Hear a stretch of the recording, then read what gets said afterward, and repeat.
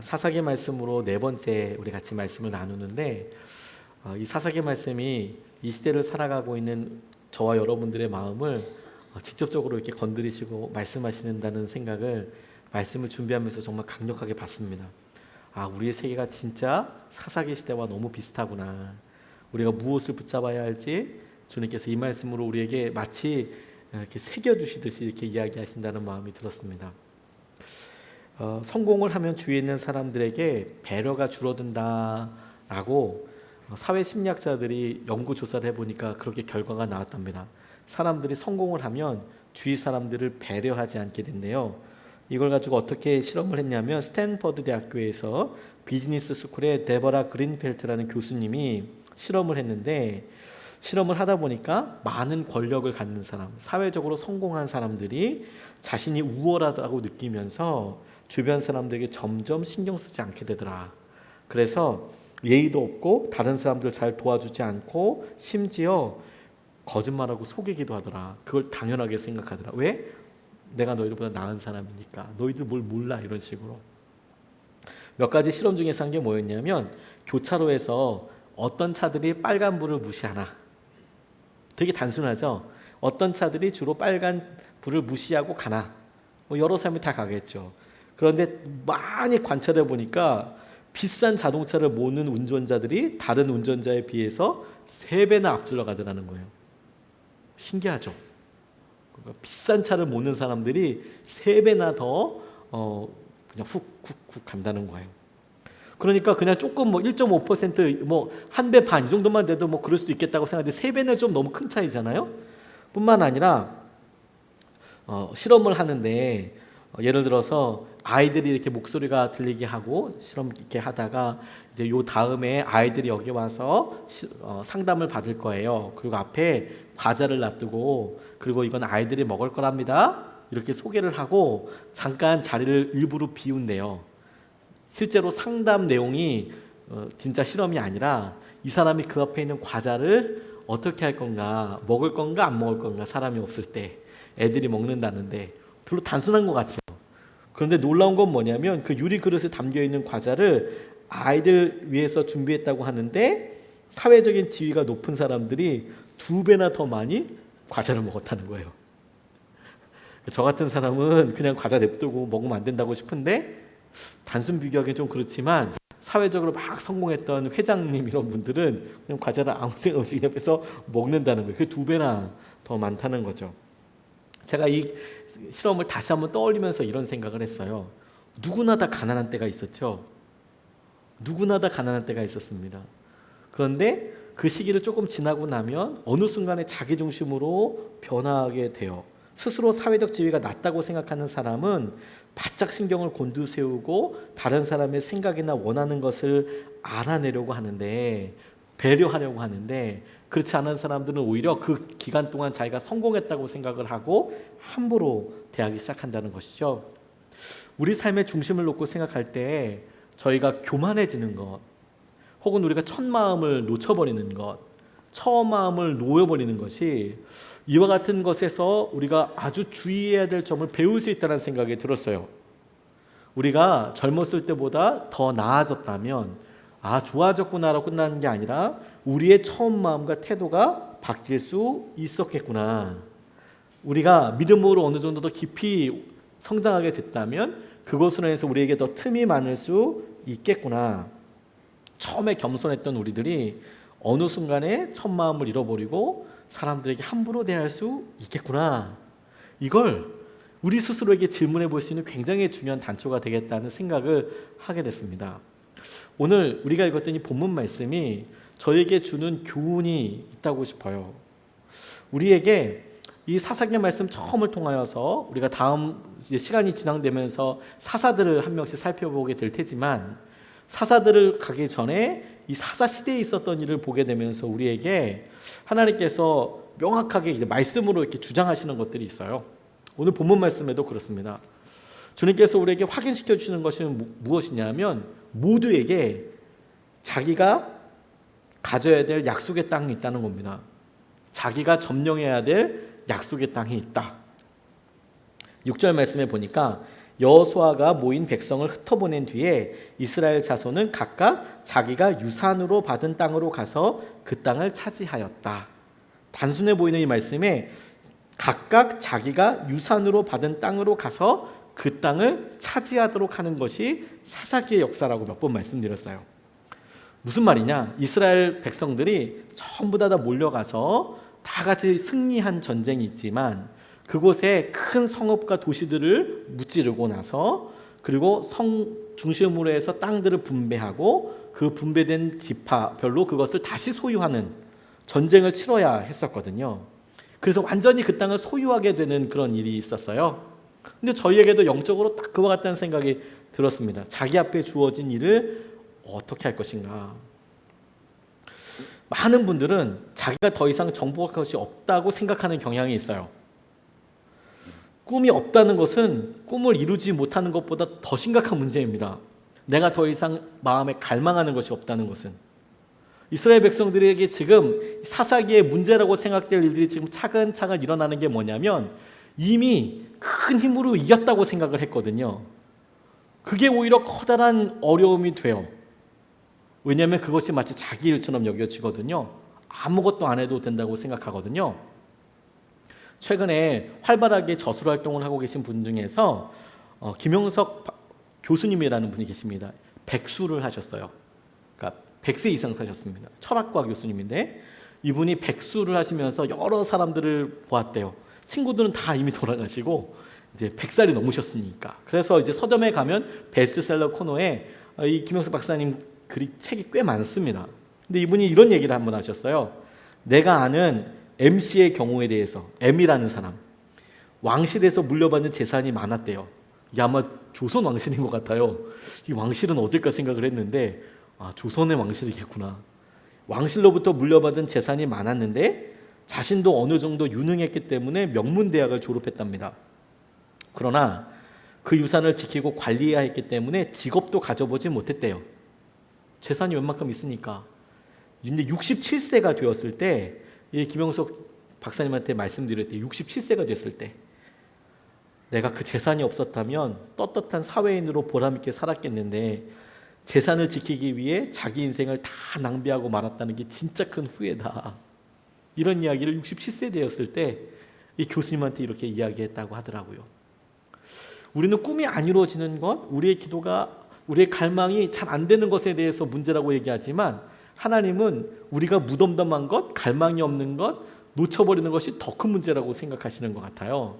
너희 앞에 주어진 땅에 있는데 너희들이 그 땅을 완전히 소유하지 않는 게 사실 더 큰 문제다. 근데 여기에 우리가 서로 인식 차이가 있어요. 왜냐하면 이스라엘 사람들이 지금 하나님께서 주신 땅을 내가 소유했다고 생각했을까 안 했을까? 이 사람들은 소유했다고 생각할 것 같아요. 이미 승리했다고 생각하고요. 그 착각이 오는 것에 대해서 묵상하다 보니까 한 두 가지 정도 이유가 있겠더라고요. 첫 번째 이유가 뭔지 아십니까? 백성이 이긴 것이 자신의 믿음은 아니에요. 이스라엘 백성 전체가 이긴 게 자기의 믿음은 아니라고요. 근데 우리 이거 참 많이 속습니다. 큰 교회 다니는 사람의 믿음이 있어요. 착각하면서 사는 믿음이 있습니다. 뭐냐면 큰 교회는 좋은 점이 참 많아요. 저도 그곳에서 오랫동안 생활했으니까요. 기도회도 참 많습니다. 막 나오라고 그래요. 그리고 되게 도움이 많이 돼요. 그런데 막상 자신에게 어려운 일이 생기면 뭘 해야 되는지 몰라요. 다시 막 기도회도 나오고 뭐도 하라고 막 그래요. 그럼 그걸 하여 따라가요. 그리고 자기가 믿음 생활을 잘한다고 생각해요. 근데 막상 그런 거 떼고 계급장 떼고 자기한테 진짜 어려운 일이 생기잖아요. 그럼 뭘 해야 되는지 몰라요. 기도해야 된다는 걸 몰라요. 납작 엎드려서 기도해야 되지 않습니까? 근데 그거 못해요. 산기도를 경험해 본 적 있으신지 모르겠어요. 저희 부모님, 제가 어렸을 때 산기도 많이 다니셨다고 하는데 저희 아버지께서 개척교회 이렇게 있을 때 몇몇 안 되는 사람들 이렇게 수련회 보내고 이러면 저희 산기도 갔거든요. 산기도 가면 기도하는 게 완전 다릅니다. 혹시 가보신 분 계십니까? 저희 이렇게 기도하다가 가끔 가다 보면 노래가 한번 딱 턴이 바뀔 때가 있어요. 그러면 아무 소리도 안 나올 때 어떻게 해야 되지? 기도해야 되나 말아야 되나 쉬어야 되나 이런 생각을 하실 때가 있으신 분들 계신 것 같아요. 노래가 없으면 찬양이 기도가 잘 안 나와요. 반주가 없으면 찬양이 잘 안 돼요. 그렇게 생각을 하세요. 근데 산기도 딱 하면 그런 건 아예 없죠. 자기가 목소리를 이렇게 내는 거고요. 자기 소리가 들리는 것만큼 자기가 기도하는데 문제는 소리가 크게 들리지도 않아요. 아무리 크게 소리를 질러도 오픈되어 있는 곳에서 소리를 지르니까 목이만한 소리를 들려요. 그러니까 영적으로 스스로 막 이렇게 조그만 굴에 들어가서 막 기도하면 막 공간이 차는 것 같고 뜨거워지는 것 같고, 막 찬양할 때도 누가 막 기도 불러주고 옆에서 찬양하고 막 이러면 막 내가 뜨거워지는 것 같고 막 성령으로 충만한 것 같고. 그게 장점이 있긴 있지만 여러분, 그게 진짜가 아닐 수도 있습니다. 왜냐하면 진짜 기도는 하나님 앞에 우리가 마음을 들여서 기도하는 거잖아요. 아무것도 없어도 있어도 상관없는 거잖아요. 물론 그런 영적인 유익이 있는 것을 포기하자는 건 아닙니다. 있으면 당연히 사용해야죠. 그런데 그게 없어도 사실 문제가 되지 않거든요. 근데 많은 분들이 착각하고 있는 것이 무엇이냐면, 자기가 실제로 주님을 만나서 자기가 야성을 가지고 나 혼자 놔둬도 이것은 내 하나님의 은혜고 난 붙잡을 수 있어, 이렇게 붙잡고 믿음 생활하는 것이 아니고, 내가 뭐 이런 데서 같이 묶여서 이렇게 하니까 그게 내 믿음 생활이라고 생각을 해요. 어느 교회에서 뭘 얼만큼 하니까 내가 그걸 했으니 나도 그렇게 그리스도 주님과 함께 동행하는 거라고 생각해요. 아닙니다, 여러분. 진짜와 가짜는 실제 어려움을 닥쳐보면 알아요. 근데 이스라엘 백성들이 생각한 게 뭔지 아십니까? 이스라엘 백성 전체가 하나님께서 일하시고 역사하셔서 막 우박이 쏟아지고 그런 뭐 지도자가 있고 막 그래서 엄청나게 승리했어요. 그러니까 자기가 승리한 줄 알았어요. 아니에요. 하나님께서 그와 같이 민족을 이끌어 가시지만 정작 하나님께서는 우리 각자가 그만한 믿음을 갖기를 원하세요. 그래서 우리에게 지파를 나눠주고 너희들이 점령해서 가지라고 말씀하셨어요. 두 번째 왜 착각한 줄 아십니까? 그러니까 자기의 믿음보다 큰 공동체를 보고 이게 내 믿음이지라고 막 생각해요. 두 번째 힘들었던 게 뭐냐면, 힘을 가지고 있는 것이 곧 승리는 아니에요. 힘을 가지고 있는 것이 곧 승리는 아니에요. 자기가 그 일을 할 수 있다고 해서 그것을 점령한 건 아닙니다. 대부분의 중독 걸린 사람이 어떻게 얘기하는 줄 아십니까? 그거 끊을 수 있다고 얘기해요. 확신이 없는 게 아닙니다. 믿음이 없는 게 아니에요. 애들한테 물어보세요. 다 핸드폰 끊을 수 있다고 얘기하죠. 자기가 마음만 먹으면 얼마든지 나는 할 수 있다고 생각합니다. 그에 대놓고 해보십시오. 걔가 그거 할 수 있나? 못합니다. 믿음도 마찬가지예요. 믿음이 이기는 거 알아요. 아는데 사단에게 나 믿음이 있다고 이기는 것이 아니라는 것을 알았어요. 이게 좀 잘못 여기서 딱 끊었어요. 그러면 오해하실 수 있는데, 뭐냐면 이미 하나님께서 말씀을 주셨어요. 우리에게 승리도 주셨어요. 그게 잘못됐다는 게 아니에요. 근데 우리가 그 믿음을 쓰지 않아요. 실제로 그것을 나의 것으로 삼지 않아요. 그러니까 능력이 우리에게 있죠. 이미 우리 가운데 복음의 능력도 있고 말씀도 있고 약속도 있어요. 우리에게 이미 그 능력이 있어요. 근데 쓰지 않아요. 쓰지 않는 이런 상대를 승리했다고 이야기하지는 않습니다. 끌려다니고 있다고 이야기하죠. 아닙니까? 우리에게 복음의 능력이 있다고 우리가 승리한 겁니까? 우리에게 말씀은 이미 있지만 우리는 승리하지 않고 그냥 끌려다녀요. 가나안 백성들 앞에서 이 사람들이 살 때 왜 오해하고 있느냐? 자기에게 주어진 땅, 이것을 소유하기 위해서 뭔가 해야 되잖아요. 근데 하지 않아요. 왜 안 했을까? 우리가 다 같이 이루었던 어떤 큰 조직에 있었던 그 승리가 내 개인의 믿음이라고, 우리 이런 것이라고 생각해요. 그러니까 무너져요. 두 번째가 뭐냐면, 힘은 가지고 있어요. 야, 우리가 언제든지 이 남은 민족들을 무찌를 수 있어. 언제든지 이거 극복할 수 있어. 그렇게 백날 이야기만 하고 실제 정복하지 않아요. 그래서 계속 이렇게 질질 끌려다녀요. 나중에는 언젠가 이렇게 쓰러지게 되겠죠. 모두에게 자신이 지켜야 될 약속의 땅이 있다는 겁니다. 그런데 이들이 하지 못한 것이 무엇이냐면, 물려줘야 될 것들이, 이 기간 동안에 자기 해야 될 것들이 있었거든요. 그런데 잘 이루지 못했나 봐요. 7절서부터 10절까지 말씀을 보면, 온 백성은 여호수아가 살아있는 동안 주님을 잘 섬겼다. 그들은 여호수아가 죽은 뒤에도 주님께서 이스라엘에게 베푸신 큰 일을 모두 눈으로 직접 본 장로들이 살아있는 동안에는 주님을 잘 섬겼다. 주님을 잘 섬겼답니다. 주님의 종인 눈의 아들 여호수아는 110살에 죽었다. 그리하여 그들은 그가 유산으로 받은 땅의 경계선한 에브라임 산간 지방의 가하스산 북쪽 딥낫 헤레스에 그를 묻었다. 그리고 그 세대 사람들도 모두 죽어 조상들에게로 돌아갔다. 죽었을 때까지 잘 섬겼다. 그들이 활동하던 그들이 정착했습니다. 그들이 강력한 힘과 자신이 지배하고 있는 것을 보여주는 것에서 만족하는 것이 아니었어요. 원하는 게 뭐냐면 하나님께서 원하신 것은 완전히 승리하는 모습을 주님께서는 원하셨거든요. 너희들 거기에 그 땅을 점령하고 살라고, 너희들을 소유하고 살라고, 점령할 수 있는 힘을 가지고 살라는 게 아니라 그 땅을 점령하라고, 다스리라고 이렇게 말씀하셨는데 우리는 언제든지 다스릴 수 있잖아요. 그리고 점령을 안 했어요. 그러고 나니까 시간이 지나고 나니까 다 무너져 버렸습니다. 땅이나 지배력에 대한 결과를 원하는 것이 아니라 그것을 어떻게 가지고 있어야 할지에 대해서 생각하라고 말씀하신 거였거든요.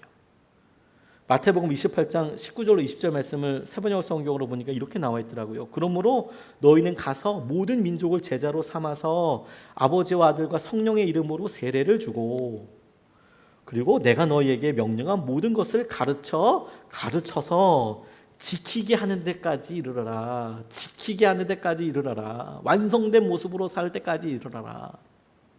가르치는 것, 아는 것, 결단하는 것에서 그치지 말고 그들이 그것을 알았고 결단을 했고 결단해서 아는 것에 대해서 실제로 그것을 지킬 때까지 일을 해라, 움직여라, 이걸 말씀하시는 거라고 제가 붙잡게 됐어요. 주님께서 우리에게 하시는 말씀이 항상 그렇다는 생각이 들었습니다. 하나님께서 우리 이끌으시고 붙잡으시고 인도하실 때요, 말씀을 믿는 데에서 멈추는 것이 아니고 그것을 사라질 때까지 해야 되는 거 아니냐. 그게 우리가 이스라엘의 지파들이 지금 땅을 주고 이거 네 소유야 라고 했는데 그렇네요 라고 가서 분배하고 살다가 다 점령한 척, 그런데 거기에는 많은 잡족들, 가나안 족속들이 뻗어시 살고 있어도 힘으로는, 지금 믿음으로는, 지금 내용으로는 내가 다 이길 수 있을 것 같고, 그건 사실이죠. 다 있을 것 같고 될 것 같고, 그러니까 이제 될 거야, 이건 다 이거나 다름없어라고 생각했던 것들이 다 무너지게 됐다니까요.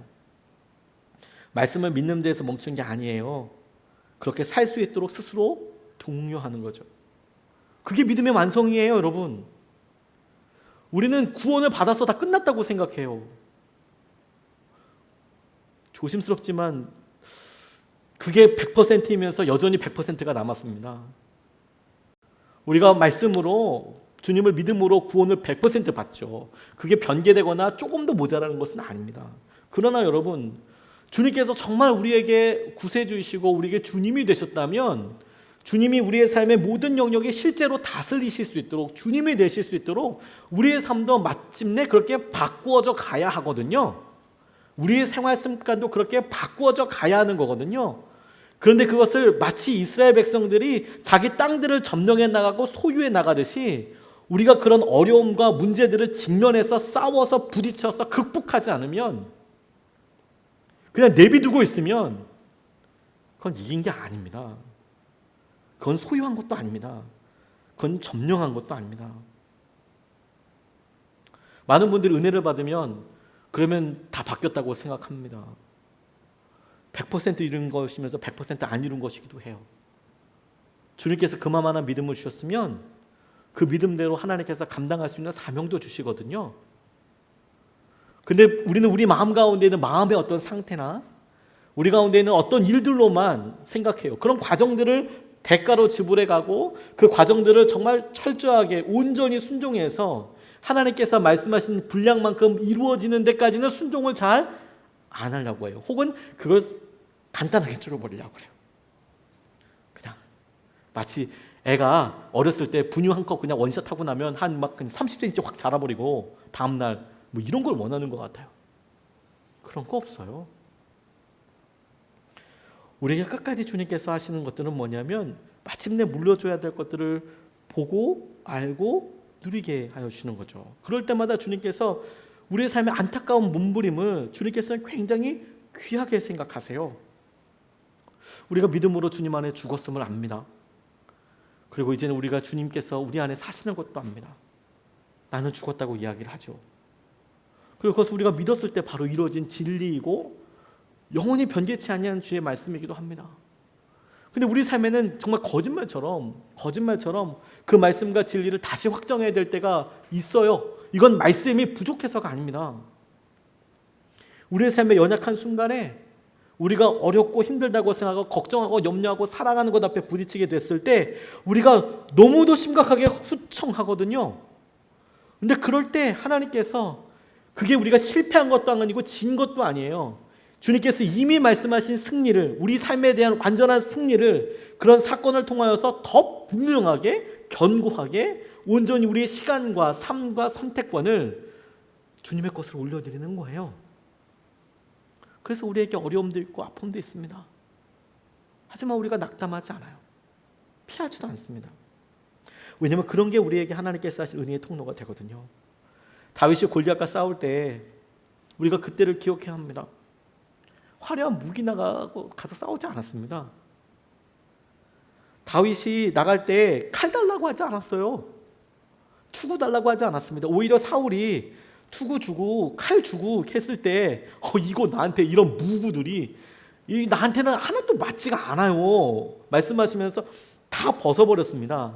그리고 자기가 평소 때 양칠 때 했던 물매 들고 나갔어요. 조약돌 5개 들고 나갔습니다.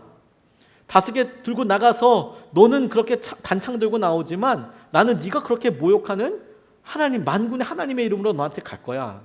자, 그리고 한번 가자. 그리고 돌리겨서 나가는 거 아닙니까?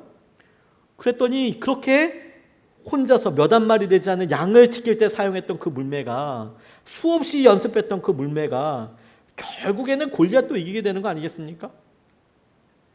근데 우리에게 그런 일들을 하기 위한 과정도 이게 우리에게 너무 중요한 삶의 결론이 되는 거죠. 모두에게 있는 이런 약속의 땅에 대해서 우리가 이미 우리 삶에 있어서 하나님께서 온전함을 이루기 위해서 우리에게 도전하시는 거, 그냥 남겨진 채로 살 게 아니라 내 삶의 영역들의 완전한 승리를 위해서 우리가 이긴 게 아니라니까요. 내가 뭐가 됐다고 이긴 게 아니에요. 우리가 그것을 싸우고 이끌어 가시죠. 그런데 저는 이 말씀을 준비하면서 하나님께 뒤통수 한 대 이렇게 탁 맞은 것 같은 느낌이 들었습니다. 그게 뭐냐면 10절 말씀인데요. 그리고 그 세대 사람들도 모두 죽어 조상들에게로 돌아갔다. 그들이 죽은 뒤에 새로운 세대가 일어났는데 그들은 주님을 알지 못하고 주님께서 이스라엘을 돌보신 일도 알지 못하였다. 이렇게 나와 있는 장면이었습니다. 이 세대가 다른 세대라고 이야기할 때 다른 세대라는 것을 판가름하게 되는 것이 두 가지네요. 하나, 주님을 알지 못하였다. 둘, 어떤 일이 있었는지도 하나님께서 어떻게 돌보셨는지도 알지 못하였다. 이렇게 두 가지. 그것 때문에 그들은 전에 하나님께서 돌보시고 권념하시고 인도하셨던 사람들과는 다른 세대가 일어났다. 하나님께서 출애굽하신 이후에 이스라엘 땅을 점령하게 하신 그때에 살아있었던 장로들, 여호수아 이런 지도자 다 죽고 나니까 그것을 전혀 모르는 다음 세대들이 일어났다. 이렇게 말씀하고 계시는 것을 묵상하면서 제가 너무너무 놀란 주님의 질문 옆에 있게 되었어요. 그게 뭐냐면 저는 이 말씀을 가지고 처음에는 계속 말씀을 준비할 때 우리의 다음 세대를 어떻게 키워야 하는지를 가지고 고민했거든요. 내 자식과 내 삶의 여러 가지 일들에 대해서 얘들을 어떻게 믿음으로 이렇게 세우나. 근데 이 말씀이 전혀 그렇지가 않더라고요. 이미 앞서간 사람들은 죽었고 라는 말씀을 보았을 때 주님이 제게 이 말씀으로 이렇게 질문하는 것 같았어요. 넌 죽었냐? 아니 주님, 전 살아있는데요. 근데 그런 우리들에 대한 주님의 평가가 뭐냐면 전 살아있는데 주님을 너희가 알지 못하고 주님께서 이스라엘을 돌보신 일을 너 알지 못한다. 믿음의 1세대가 믿음으로 다음 세대가 일어나는 것에 대해서 저는 그게 우리 다음에 우리 딸들이나 우리 교회에 또 누군가 그렇게 돼야 된다고 생각을 했거든요. 근데 주님께서는 우리의 다음 세대가 아니라 그게 아니고 네가 이미 죽어서 믿음으로 살아간 사람들에 대해서 주님 보시기에는 전혀 다른 다음 세대, 다른 세대라고 주님께서 말씀하시고 경고하신다는 생각이 들었어요. 넌 하나님을 아느냐? 너는 나를 아느냐? 정말 아느냐? 라고 묻고 계시는 것이죠. 이것은 우리에게 굉장히 중요한 몸부림을 치게 합니다. 믿음을 흔드는 이런 게 아니고요. 우리가 주님을 알게 된다는 것은 주님을 그냥 어떤 정보나 그분이 하신 어떤 성경에 나와 있는 어떤 구절을 안다는 것이 아니라는 사실을 너무 잘 알고 있죠. 제가 저희 집사람의 주민등록번호를 알고, 그리고 어떤 특별한 날짜들을 알고, 혹은 어떤 관계들을 알고, 그 사람들 이름들을 알고 그럴 수는 있죠. 그런데 그런 것들은 우리 집사람과 조금만 사역해 본 사람들이나 오랫동안 있어 본 사람들도 다 알 수 있는 내용들입니다. 그런데 누구도 모를 만한 여러 일들을 저는 저희 집사람들과의 관계 가운데 잘 알고 있거든요. 오랫동안 같이 살면서 제가 남편이기 때문에 알 수 있는 집사람의 장점, 집사람의 어떤 점 다 알고 있죠. 하나님께서 알다라는 표현을 쓸 때 부부 사이에 서로 알다, 알아가다, 부부 사이에 같이 오랫동안 살면서 서로 친밀하게 알아가는 과정들을 알다라고 이렇게 이야기하고 계시는 거거든요. 근데 주님께서 이스라엘 백성들에게 이야기하시는 게 새로운 세대다 이렇게 이야기하시면서 주님을 알게 되는 거 너는 잘 알고 있느냐? 인격적으로 나를. 또 하나가 주님이 돌보신 일도 알고 있느냐 너. 그런다면 왜 그렇게 고민하느냐? 주님이 이스라엘을 어떻게 붙잡으시고 어떻게 우리의 삶 가운데 인도하여 주시느냐? 너는 그것을 알고 있느냐? 하나님께서 다른 세대라고 이야기하실 때 그 다른 세대는 너 믿음의 1세대가 돼. 네가 여호수아처럼 그리고 갈렙처럼 믿음으로 살았던 사람들이 돼야 해. 근데 우리는 어느 순간에 이걸 어떻게 적용하냐면 나는 이런데 우리 다음 세대, 나는 갈렙이고 여호수아인데 나는 그렇게 믿음으로 살았는데 내 다음 우리 자녀들이 혹은 내가 아는 사람이 남편이 누군가가 안 믿었어. 나는 괴롭습니다라고 어떻게 이 마음을 전할 수 있을까요? 라는 그 말에 주님은 정말 마음 안타까워하실 거예요. 우리가 주님이 보시기에는 하나님을 알지도 못하고 하나님이 어떤 일을 하셨는지 다 알지도 못하는 다른 세대인 거죠. 그리고 우리를 믿음 가운데 서라고 말씀하시는 것입니다. 네가 믿음의 1세대가 되라. 그리고 우리가 걱정하는 그 사람들은, 우리의 자녀들은, 우리의 다음 세대들은 우리와 마땅히 이 길을 같이 새로운 길을 걸어가야 될 동력자로 키우는 것이죠. 우리가 주님을 더 알기 위해, 우리가 주님이 하신 일을 더 온전히 신뢰하기 위해 주님께서는 우리 스스로가 믿음의 1세대가 되기를 원하세요.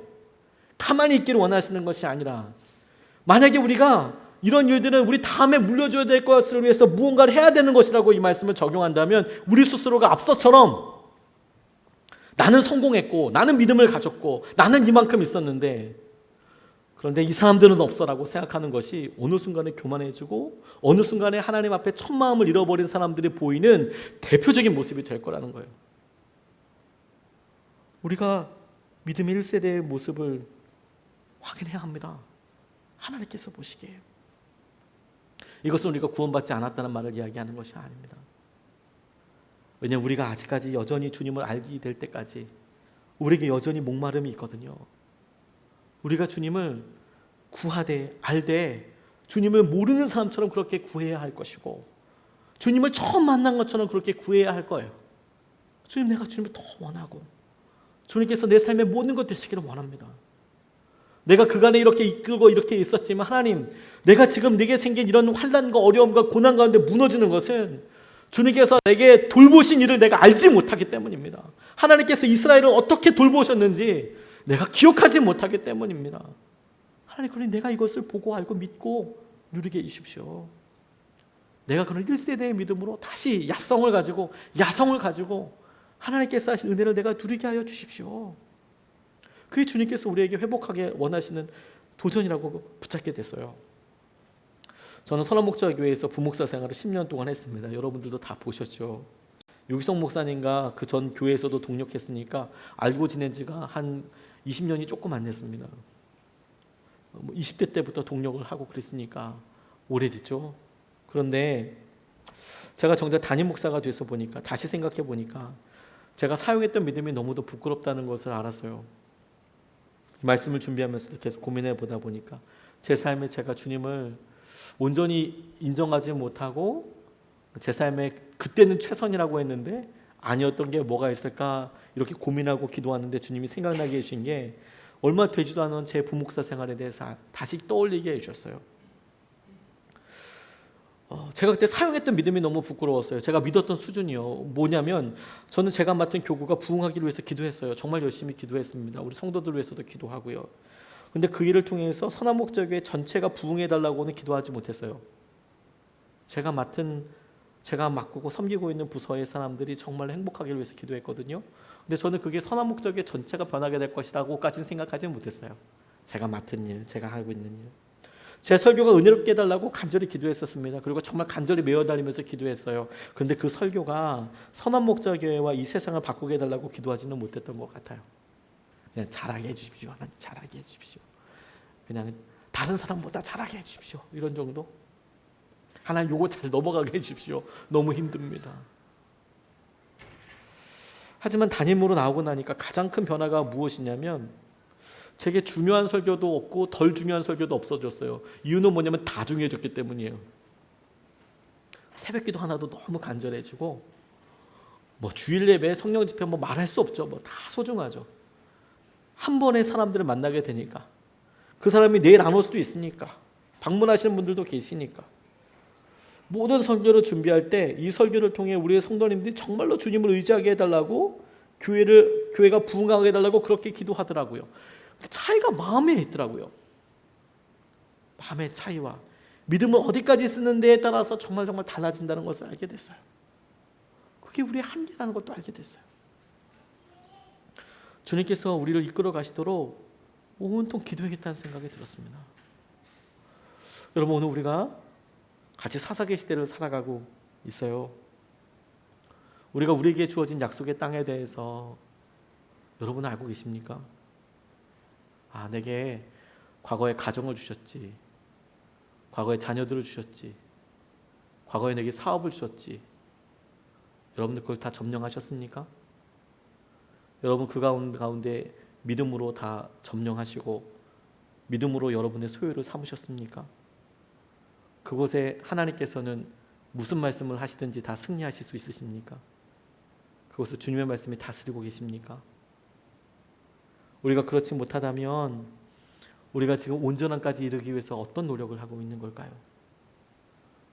그리고 우리에게 하나님께서 하시는 그 마음과 이 해결을 위해서 오히려 우리가 간절히 기도해야 될 것은 하나님, 우리가 믿음의 1세대가 되기를 원합니다.